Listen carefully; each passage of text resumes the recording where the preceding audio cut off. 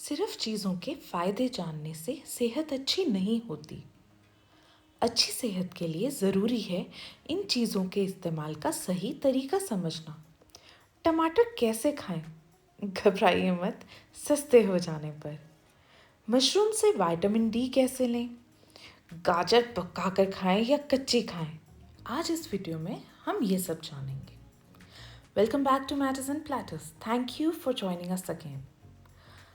जब हमने YouTube को चुना था तो उसका मेन कारण था ये मीडियम आपसे जुड़ने के लिए, अपनी बात कहने के लिए और आपकी ज़रूरतें समझने के लिए बहुत ही अच्छा है।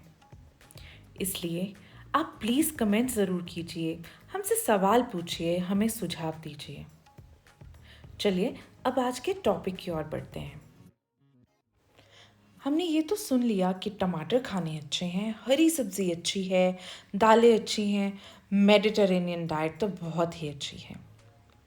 ये नॉलेज ज़रूरी है, लेकिन इनके मैक्सिमम बेनिफिट्स कैसे लिए जाएं, उसके लिए ज़रूरी है समझना कि हम इन चीज़ों का इस्तेमाल कैसे करें। तो शुरू करते हैं आज की वीडियो और स्टार्टिंग में आज हम बात करेंगे गार्लिक या लहसुन की। हम में से ज़्यादातर लोगों को आज पता है कि गार्लिक या लहसुन कोलेस्ट्रॉल कम करने में हेल्प करता है। आर्थराइटिस में भी इसके बेनिफिट्स पे काफ़ी रिसर्चेस में पॉजिटिव रिजल्ट्स मिले हैं। इम्यूनिटी बढ़ाने में भी इसका रोल है। हार्ट प्रोटेक्टिव बेनिफिट्स तो इसके हैं ही। कुछ कैंसर्स में भी इसके रोल पर रिसर्च हो रही है और पॉजिटिव रिजल्ट्स मिल रहे हैं। लेकिन क्या आपको पता है कि हम जो ये गार्लिक खाते हैं इसमें ऐसा कौन सा कंपाउंड है जिसका हमें फ़ायदा होता है? तो इस कंपाउंड का नाम है एलिसिन। लेकिन गार्लिक में ये एलिन की फॉर्म में होता है। इसको एक एंजाइम एलिसिन के एक्टिव फॉर्म में कन्वर्ट करता है, जिससे हमें ये सारे हेल्थ बेनिफिट्स मिलते हैं। अब अगर हम इसे पका कर खा रहे हैं या जैसे ज़्यादातर लोग सुबह खाली पेट कच्चा खाते हैं, उससे इसके डेफिनेट बेनिफिट्स मिलते हैं। लेकिन इसके एक्चुअल मैक्सिमम बेनिफिट्स लेने के लिए, ताकि एलिसिन में ज़्यादा से ज़्यादा कन्वर्ट हो सके, उसके लिए हमें गार्लिक को पील और चॉप करने के बाद कुछ देर के लिए ऐसे ही खुला छोड़ देना चाहिए। जब ये हवा के संपर्क में आता है तो ऑक्सीजन एक्सपोजर के कारण एलिसिन ज़्यादा बनता है। अब जब हम इस गार्लिक को पका देते हैं तो कुछ हद तक ये एलिसिन वाला जो कन्वर्जन है वो रुक जाता है। इसीलिए कहा जाता है कि अगर आपको कार्डियोवैस्कुलर बेनिफिट्स या कोलेस्ट्रॉल के लिए गार्लिक खाना है तो आप उसे कच्चा खाएं। कच्चा खाने से पहले अगर आप उसे कुछ देर के लिए चॉप करने के बाद ऑक्सीजन के कांटेक्ट में आने देंगे तो आपको एलिसिन ज़्यादा मिलेगा। अब चलते हैं अपने नेक्स्ट खाने की तरफ। बात करते हैं आजकल के वीआईपी टमाटर के बारे में। तो हमने बायो अवेलेबिलिटी की बात पुरानी वीडियोस में की है। एक चीज़ होती है एक्सेसिबिलिटी, मतलब किसी खाने में कोई न्यूट्रिएंट कितना ज़्यादा मौजूद है, और दूसरा होता है बायो अवेलेबिलिटी, यानी कि हमारी बॉडी उस न्यूट्रिएंट को कितना एब्जॉर्ब कर सकती है। अब आपको ये समझना होगा कि हमारी बॉडी किसी भी न्यूट्रिएंट को 100% उस खाने में से एब्जॉर्ब नहीं कर पाती, क्योंकि बहुत से फैक्टर्स रहते हैं, जैसे उस खाने का मेकअप, उसमें फाइबर किस टाइप का है, सेल वॉल्स किस टाइप की हैं, एंजाइम इनहिबिटर्स है, हमारी अपनी गट हेल्थ कैसी है। ठीक है, तो अब हमें कुछ चीज़ों की बायो अवेलेबिलिटी बढ़ाने के लिए हम कुछ चीज़ों को कुक कर सकते हैं, स्टीम कर सकते हैं, ब्लांच कर सकते हैं, उनकी स्मूदीज़ बना सकते हैं। तो टमाटर में जो एक बहुत ही पावरफुल एंटीऑक्सीडेंट होता है उसका नाम है लाइकोपीन, जो कि उसके कलर के लिए भी रिस्पॉन्सिबल है। अब ये लाइकोपीन एंटीऑक्सीडेंट है, एंटी इन्फ्लेमेटरी है, शरीर में मौजूद फ्री रेडिकल्स को ये स्किवेंज कर देता है ताकि वो हमारी बॉडी को नुकसान ना पहुंचा सकें। कार्डियोवैस्कुलर हेल्थ के लिए भी लाइकोपीन के अच्छे बेनिफिट्स पाए गए हैं। Cancer prevention, specially prostate cancer, lung के कैंसर, स्टमक कैंसर्स में इसका बेनिफिशियल रोल सामने आ रहा है। रिसर्चेस चल रहे हैं। स्किन हेल्थ में जी लगाने के साथ साथ खाने में भी लाइकोपीन बहुत हेल्प करता है। आई हेल्थ के लिए अच्छा माना गया है। अब रिसर्चेस में ऐसा पाया गया है कि अगर हम टमेटोज़ को प्रोसेस कर दें, जैसे कि टोमेटो पेस्ट बना दें या सॉस बना दें या हल्का सा कुक करें, तो हमने उसकी सेल वॉल को डिसरप्ट कर दिया है, जिससे कि लाइकोपीन हमारी बॉडी के एब्जॉर्प्शन के लिए ज़्यादा रेडिली अवेलेबल हो गया है। ठीक है, ये ऐसा ही है कि जैसे कोई चीज़ एक पिंजरे के अंदर बंद है और आपको बहुत मुश्किल से उसमें कुछ डालकर उस चीज़ को निकालना पड़ रहा है, और अगर उस पिंजरे को कोई खोल दे तो अब आप हाथ से काफ़ी हद तक उस चीज़ को निकाल सकते हैं। ठीक है, तो यही है, अगर हम टमाटर को हल्का सा पकाएं या फिर उसका पेस्ट बना लें या सॉस बना लें तो ये लाइकोपीन हमारी बॉडी के लिए ज़्यादा रेडिली अवेलेबल हो जाता है। अब कुछ लोग कहेंगे कि कुकिंग से विटामिन सी डिस्ट्रॉय हो जाता है, इसीलिए आप इसको हल्का सा ही पकाइए अगर आप इसको लाइकोपीन वाले बेनिफिट्स के लिए खा रहे हैं।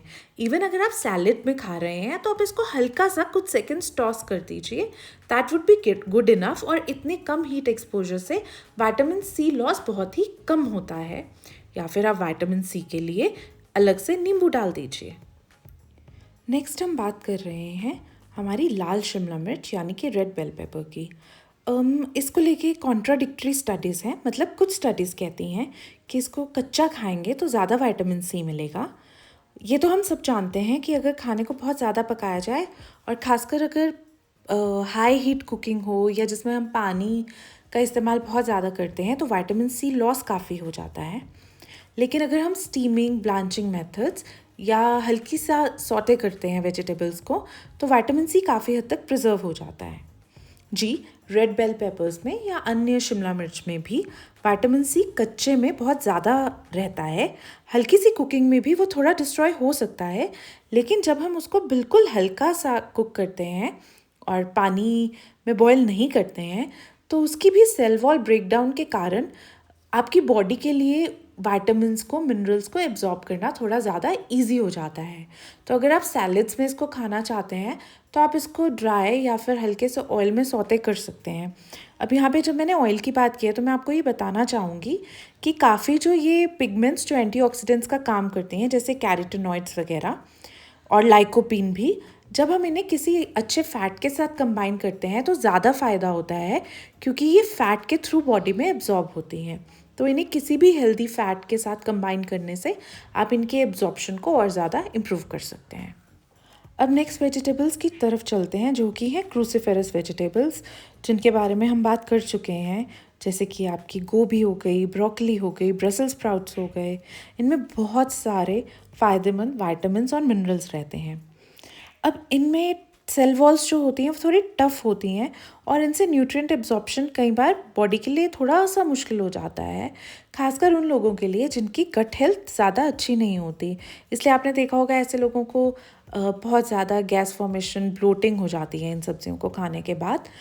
तो अगर हम इन्हें लाइटली स्टीम कर लें, ब्लांच कर लें या फिर स्मूदीज़ की फॉर्म में लें तो इनका भी विटामिन सी और दूसरे मिनरल्स ज़्यादा रेडिली अवेलेबल होते हैं हमारी बॉडी के एब्जॉर्प्शन के लिए। हाँ, अगर आप इन्हें बहुत ज़्यादा देर तक कुक करेंगे तो विटामिन सी जैसे और भी कई ऐसे विटामिन्स या मिनरल्स होते हैं जो हीट से डिस्ट्रॉय हो सकते हैं, लेकिन बहुत से विटामिन्स और मिनरल्स एक मॉडरेट हीट पे डिस्ट्रॉय नहीं होते। तो अब आपको परेशान नहीं होना है, हम इसमें आगे बात करेंगे कि आप किस तरह से रॉ और कुक्ड वेजिटेबल्स का दिन भर में कॉम्बिनेशन यूज़ कर सकते हैं ताकि आपको हर तरह के फ़ायदे मिल सकें। आगे हम बात कर रहे हैं मशरूम्स की। अब मशरूम्स यहाँ इसलिए इम्पॉर्टेंट है क्योंकि जिस तरह से हमारी बॉडी सनलाइट एक्सपोजर से विटामिन डी बना सकती है, नेचर ने मशरूम को भी ये यूनिक एबिलिटी दी है। अब हम सब जानते हैं कि विटामिन डी बॉडी के कितने सारे प्रोसेसेस के लिए इम्पॉर्टेंट है, बोन हेल्थ उनमें से एक है। विटामिन डी एक तरह से एक हार्मोन की तरह बिहेव करता है। तो हमें कॉड लिवर ऑयल से, फैटी फिशेस से, एग योक से विटामिन डी मिलता है, लेकिन वेजिटेरियन लोग मशरूम्स के थ्रू अपना नेचुरल विटामिन डी इंटेक बढ़ा सकते हैं, क्योंकि आजकल लोग सन एक्सपोजर से बहुत डरने लग गए हैं। तो विटामिन डी जो मशरूम्स में है नेचुरली बहुत ज़्यादा नहीं रहता, लो क्वांटिटीज़ में या लो अमाउंट्स में रहता है। अब बटन मशरूम्स और ऑयस्टर मशरूम्स अभी तक ज़्यादा अप्रोप्रिएट माने गए हैं अगर हम उन्हें अपनी विटामिन डी इंटेक बढ़ाने के लिए इस्तेमाल करना चाहते हैं। अब मशरूम्स में भी अर्गोस्टेरोल रहता है, जो कि सनलाइट एक्सपोजर जिसमें अल्ट्रा वायलेट लाइट रहती है उसके एक्सपोजर से विटामिन D2 यानी कि अर्गो कैल्सीफेरोल में चेंज हो जाता है। तो आप क्या कर सकते हैं, जब आप बाज़ार से बटन मशरूम्स या ऑयस्टर मशरूम्स लाएं तो उनको धोने के बाद, सुखाने के बाद आप उनको सनलाइट एक्सपोजर दे सकते हैं। अब आपको ये ध्यान रखना होगा, अगर क्लाउड कवर है या पीक आवर्स नहीं है तो यूवी एक्सपोजर कम रहेगा, तो उतना उनमें विटामिन डी नहीं बन पाएगा। तो आपको चुनना है वो दिन और वो टाइम जब पीक सनलाइट हो, और 30 minutes to 4 hours depending upon आप कितना टाइम रख सकते हैं, आप मशरूम्स को एक्सपोज कीजिए। तो आप क्या कर सकते हैं, आप 30 मिनट्स टू 1 आवर्स के लिए मशरूम्स को एक्सपोज कर सकते हैं सनलाइट को, और उनमें विटामिन डी बनेगा। अब देखिए मशरूम की वैरायटी कैसी है और आप कहाँ रहते हैं, बहुत से फैक्टर्स पर डिपेंड करता है कितना विटामिन डी बनेगा, बट कुछ तो डेफिनेटली बनेगा और आपकी वो डेली विटामिन डी इनटेक में ऐड ऑन करेगा। इसीलिए सन ड्राइड मशरूम्स, जो कि पुराना हमारा एक ट्रेडिशन है बहुत से एरियाज़ में इंडिया के और भी कंट्रीज़ में, कि मशरूम्स को और वेजिटेबल्स को भी सन ड्राई किया जाता था। तो सन ड्राइड मशरूम्स में आपको काफ़ी विटामिन डी मिल सकता है। अगर आप परेशान हैं कि कुक करने से विटामिन सी लॉस हो सकता है, तो उसके लिए आप लेमन, ऑरेंज जूस कुछ भी यूज़ कर सकते हैं। जब आप ग्रीन वेजिटेबल्स या कोई भी आयरन रिच खाना खा रहे हैं तो उसके साथ विटामिन सी का कोई ना कोई सोर्स ज़रूर लीजिए, और मैं यहाँ नेचुरल सोर्स की बात कर रही हूँ, जैसे कि आपका नींबू हो गया, आपका ऑरेंज का जूस हो गया, ताकि आयरन एब्जॉर्प्शन ज़्यादा से ज़्यादा बढ़ाई जा सके। अब मैं एक बहुत इंपॉर्टेंट बात आपको समझाना चाहती हूँ कि जितने भी हमारे ये नेचुरल फॉर्म में खाने रहते हैं, इनको आप एज अ सपोर्ट यूज़ कीजिए, ना कि ट्रीटमेंट। अब अगर आपको कोई हार्ट इशू है तो ऐसा नहीं है गार्लिक खा के हार्ट इशू रिवर्स हो जाएगा। आपको अपनी मेडिसिन्स लेनी है, अपने डॉक्टर की हर एडवाइस को मानना है, आपको एक अच्छा लाइफस्टाइल मेंटेन करना है, और उसमें जब आप गार्लिक या और फ़ायदेमंद ऐसे खानों को सही तरीके से खाएंगे तो वो ऐड ऑन इफ़ेक्ट देगा, वो आपकी ओवरऑल हेल्थ को इम्प्रूव करेगा। तो ये चीज़ें या सप्लीमेंट्स एक सपोर्ट सिस्टम होते हैं, ना कि ट्रीटमेंट।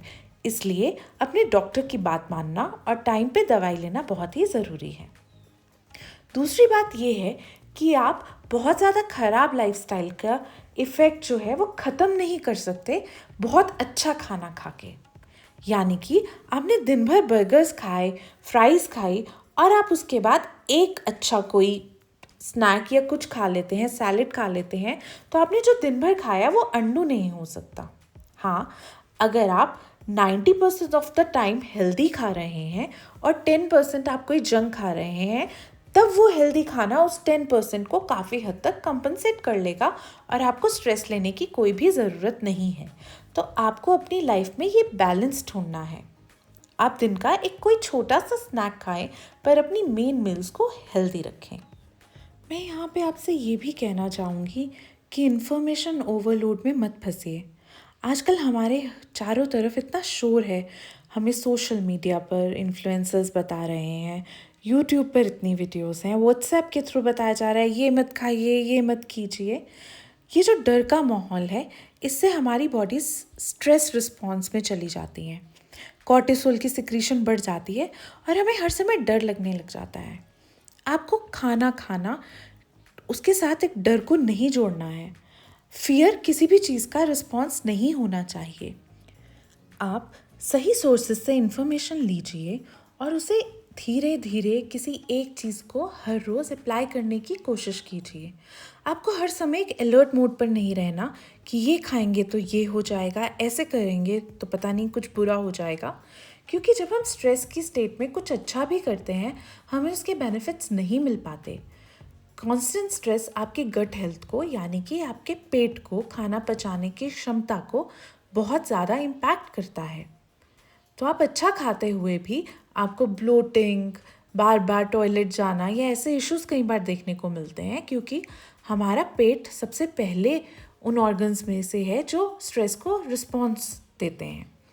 तो आपको सबसे पहले तो रिलैक्स करना है। ओल्ड रूल्स आज भी अप्लाई करते हैं। देखिए, सोर्स ऑफ कैलोरी कई बार हम कितनी कैलोरीज खा रहे हैं उससे ज़्यादा इम्पॉर्टेंट होते हैं। मैं क्रॉनिक डिजीज़ वाले लोगों की बात नहीं कर रही, मैं नॉर्मल लोगों की बात कर रही हूँ जिन्हें छोटे मोटे इश्यूज़ हैं या इश्यूज़ नहीं भी हैं। अगर आपकी बॉडी टाइप के लिए या आपकी एज और जेंडर के लिए आपको 1800 कैलोरीज खानी है, लेकिन आपने 1900 खा ली, लेकिन वो हेल्दी सोर्सेज से आ रही हैं, तो आपको उस 100 कैलोरीज से डरने की ज़रूरत नहीं है। तो सिर्फ आप कैलोरी काउंटिंग में मत फंसिए, या मैं कहूँगी कैलोरी काउंटिंग में फंसिए ही मत। आप अच्छे सोर्सेज से जब कैलोरी लेंगे तो उनमें गुड फैट्स रहेंगे, फाइबर रहेगा, प्रोटीन रहेगा, कॉम्प्लेक्स कार्ब्स रहेंगे, तो आपको वैसे भी क्रेविंग्स होंगी ही नहीं और आप ओवरडू करेंगे ही नहीं। बाकी आप किसी भी अच्छी डाइटिशियन और एक अच्छे फिजिशियन से कंसल्ट करके अपना लाइफस्टाइल मैनेजमेंट अच्छे से सीख सकते हैं। अच्छे से एक्सरसाइज करना, सेफली एक्सरसाइज करना, रोज़ 7 से 8 घंटे की गहरी नींद लेना, हेल्थ के हिसाब से जितना आप ज़्यादा से ज़्यादा सेफली पानी पी सकते हैं उतना पानी पीना, हर रोज़ कुछ रिलैक्सेशन टेक्निक्स करना, जैसे कि जर्नल में अपने दिन के बारे में लिखना, अपने एम्स, गोल्स या वो दिन कैसा गया या आप क्या नया कर सकते थे, मेडिटेशन करना, हाइकिंग पे जाना, म्यूज़िक सुनना, बिना किसी डर के खाना खाना, अपने अच्छे रिलेशनशिप्स बनाना, ये सब करके आप बहुत हद तक अपनी हेल्थ को कंट्रोल में ले सकते हैं। देखिए, अब कुछ जनरल सी गाइडलाइंस हैं, जैसे हम कंफ्यूज ना हो कि कब हमें कच्चा खाना है या कब हमें पकाकर खाना है। देखिए, पके हुए खाने का भी बहुत ज़्यादा इम्पोर्टेंस है, क्योंकि कुछ मिनरल्स वगैरह आपको पके खाने में ही मिलेंगे, क्योंकि कच्चे खाने में एंजाइम इनहिबिटर्स हो सकते हैं, उनकी सेल वॉल स्टफ हो सकती हैं, और कई बार कुकिंग मेथड्स कुछ चीज़ों को रिलीज़ करते हैं आपकी बॉडी के एब्जॉर्प्शन के लिए। तो आप अपनी एक मील में क्या कर सकते हैं, आप थोड़ा सा सैलेड डाल सकते हैं, उस सैलेड को आप हल्का सा टॉस कर सकते हैं। कुकुम्बर वगैरह को टॉस करने की ज़रूरत नहीं है। कैरेट्स, बेल पेपर्स को आप हल्का सा टॉस कर सकते हैं। विटामिन सी के लिए आप उसमें थोड़ा सा लेमन ऐड कर सकते हैं। उसमें आप रॉ टर्मरिक, हल्का सा ब्लैक पेपर ऐड कर सकते हैं, क्योंकि हमने करक्यूमिन और पिपरिन के बेनिफिशियल इफ़ेक्ट्स की बात की थी।